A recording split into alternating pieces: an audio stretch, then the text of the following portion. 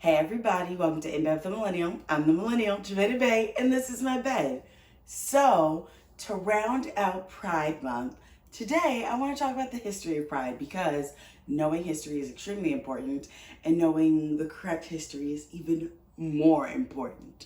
So, first things first, back like 50 so years ago, New York used to have laws about the way people dress, so that way you had to wear articles of clothing, at least 3 articles of clothing that matched your sex assigned at birth, which is talk about some BS, but that's the way it was. So back then, a lot of LGBTQ people were getting harassed by police officers because they typically were like, I'm gonna wear what I want to wear because I'm who I am and I do what I do.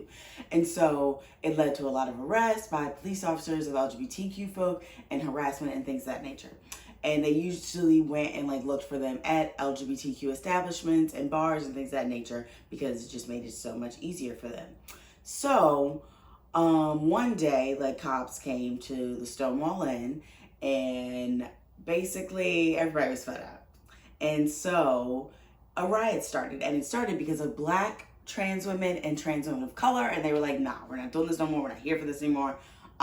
So they fought back, and a riot broke out, and it was sort of kind of the catalyst for LGBTQ rights, the movement for LGBTQ rights. It wasn't like the thing that was like, this happened and we got rights. No, it was just the start of it. So much more followed, but Stonewall was like kind of like the spark that got everyone like fired up and was like, you know what, it's time for a change.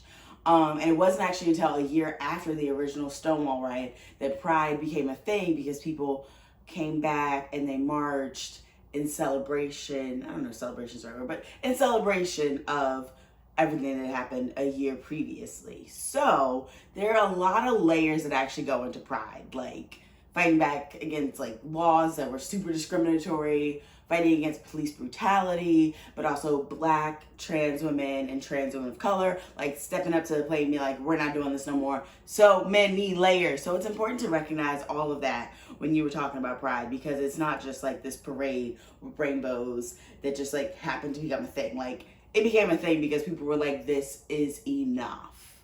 And they stood up for themselves and those that couldn't stand up for themselves.